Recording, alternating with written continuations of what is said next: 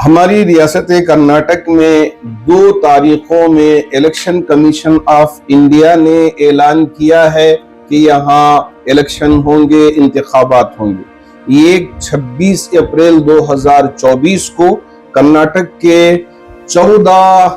پارلیمانی حلقوں میں ہوں گے اور پھر 7 مئی کو بقیہ 14 پارلیمانی حلقوں میں انتخابات یعنی نارتھ کرناٹکا میں ہوں گے۔ تو ان دونوں میں ہماری ذمہ داری ہے کہ ہم سوچ رہے تھے کہ ہمارا پرسنٹیج 80% تک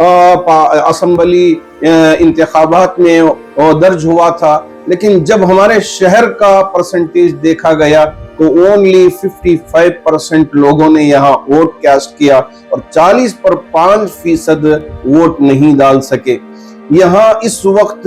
ملت کی تنظیمیں اور ہمارے نوجوان اور ہمارے دوست احباب سب مل کر اس بات کی کوشش کر رہے ہیں کہ یہ پرسنٹیج 55 سے 90 اینڈ ابو پرسنٹیج آ جائے یا 100% پولنگ ہو جائے، لیکن اگر کسی کی مجبوری ہو تو تھوڑا الگ ہوگا، لیکن کوشش کریں کہ 90 اینڈ 95% یہاں اس وقت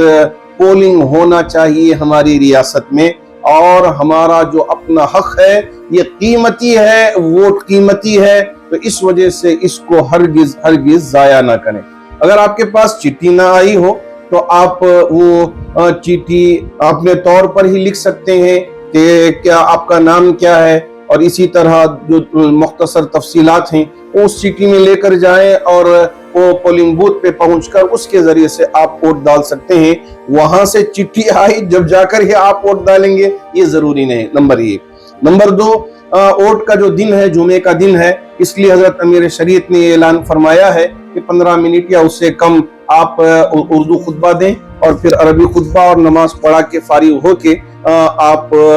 لوگوں کو رخصت کریں تاکہ ووٹ ڈالنے میں کسی طرح کی کوئی دقت پیش نہ آئے۔ اور تیسری بات حضرات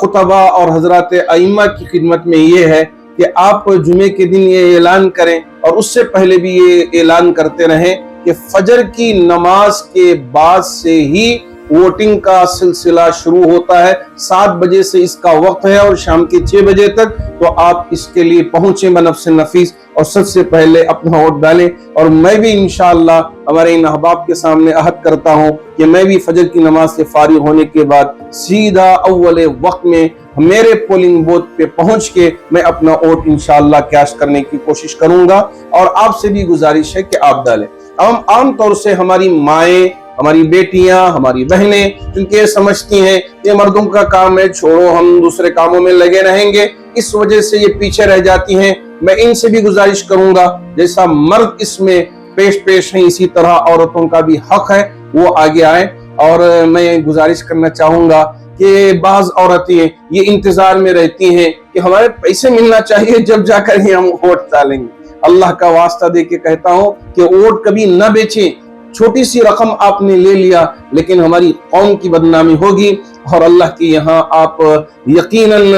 اس کا جواب دینا ہوگا۔ اس وجہ سے میں بہت ہی ادب کے ساتھ میری ماؤں سے اور میرے دوستوں سے، میرے بھائیوں سے گزارش کرنا چاہوں گا، ووٹ ڈالنے کے لیے 1 روپیہ بھی نہ لیں اور یہ بتائیں کہ ہم اس ملک کے واسی ہیں اور یہاں کے کرایہ دار نہیں ہیں اور ہم بکنے والے نہیں ہیں اور صرف ہم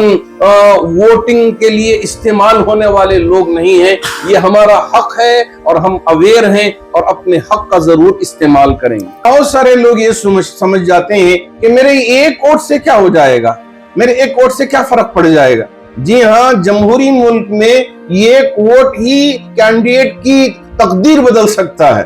تو اور یہ بہت قیمتی ووٹ ہوتا ہے، تو اس وجہ سے ہر ایک شخص اپنے ووٹ کو قیمتی مان کر، سمجھ کر، جان کر اپنا ووٹ ضرور استعمال کریں، ڈالیں۔ ہرگز اس سے سستی نہ برتیں، کاہلی نہ کر لیں اور پیچھے نہ رہ جائیں، بلکہ اپنے طور سے ہی کوئی آئے گا انتظار کرتے رہیں نہ۔ اور ایسے ہی ہمارے مساجد کی کمیٹیوں سے میں گزارش کرنا چاہوں گا کہ اپنے اپنے مسجد کے ذریعے 2-3 آٹوؤں کا انتظام کریں، جو بیمار ہیں یا بہت بوڑھے ہو چکے ہیں وہ آ نہیں سکتے، جن کی عمر 80 پر 5 سال سے بھی کم ہو، اب وہ بیچارے